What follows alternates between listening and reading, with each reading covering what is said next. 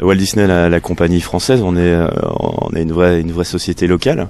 On a la chance d'avoir Jean-François Camilleri qui est à la direction de tous les pôles et notamment du cinéma, et c'est un passionné de cinéma qui reste ouvert à plein de choses. C'est lui notamment qui avait été chercher les Ghibli par passion et qui a fait un travail assez démesuré, puisque maintenant on continue toujours à travailler avec eux et on reste ouvert à des propositions, des rencontres d'hommes, et c'est ce qui s'est vraiment passé sur ce film. C'était en rencontrant Barthélémy et le producteur du film, Barthélémy Fouja et Pascal Plisson, qu'il a décidé de se lancer, et le sujet lui parlait, et c'est quelqu'un qui aime amener des idées, amener des messages aux gens, même si derrière tout ça effectivement se cache un très grand studio.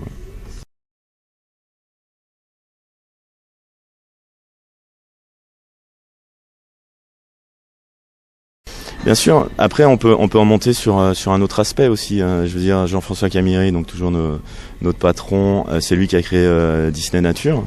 Donc ça, c'était une initiative purement personnelle, et il a réussi à créer ce label directement au studio. Il est toujours d'ailleurs à la tête. Donc c'est quelqu'un qui reste ouvert, qui veut ouvrir nos directions et proposer différentes choses. Et pour nous, c'est évidemment aussi très important, puisqu'on adore évidemment travailler sur les films d'animation, on adore travailler sur les films du studio, sur les gros films du studio, mais travailler sur un film comme Sur le chemin de l'école, c'est juste une très très belle aventure. Ça nous permet de faire d'autres choses, de travailler avec d'autres salles et d'avoir une autre relation avec les salles.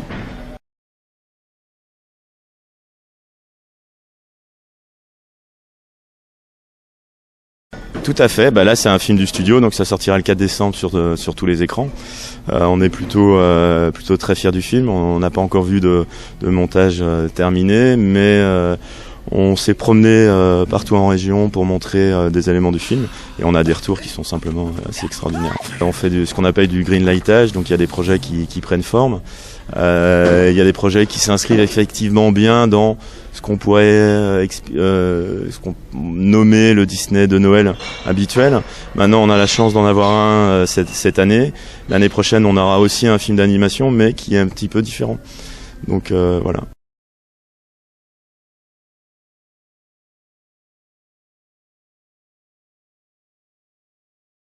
Absolument. Donc là, c'est une acquisition qui a maintenant de nombreuses années. Le studio a énormément progressé. Il y a eu la phase 1, la phase 2. Maintenant, il y a des nouveaux projets, notamment en 2014. Un projet assez épique, puisqu'on parle de Guardian of the Galaxy. Et là, on est dans un space opéra avec un univers propre. On n'est plus dans les comics qui sont situés sur Terre avec des gens à pouvoir. On est dans quelque chose de beaucoup plus large.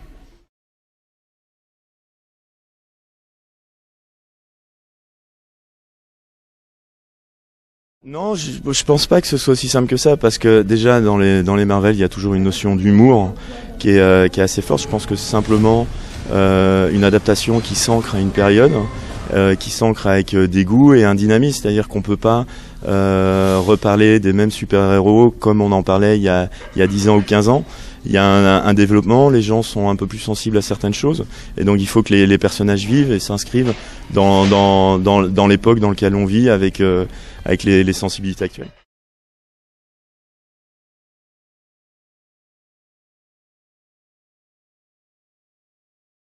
Nous, ça a été une assez grosse surprise, et une très très bonne surprise. C'est-à-dire qu'on a eu l'information est tombée, je me suis trouvé très bien un soir par un mail où on a appris la vente de George Lucas à Disney. Pour nous, c'est juste une énorme nouvelle. George Lucas était en projet, c'est-à-dire qu'il y avait des écritures, il y avait un projet de film, et Lucas, en rentrant dans l'écurie très large de Disney, je pense que voilà, il y a un potentiel assez important, et je pense que tous les fans de Star Wars seront ravis de voir la continuité de cet univers et de nouveaux films.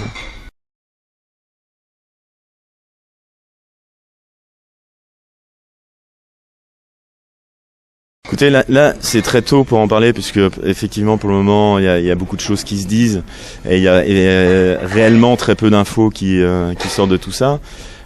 Comment les choses vont s'articuler, c'est honnêtement, à l'exception du greenlightage du premier qui est prévu pour 2015, il y a absolument, en tout cas nous pour le moment, on a absolument aucune info. On sait que c'est un univers qui est passionnant, un univers qui est aimé. Et on a bien l'intention de le faire vivre comme tel. Après, chaque entité étant vraiment indépendante, Pixar reste Pixar, Marvel reste Marvel, Lucasfilm va rester Lucasfilm.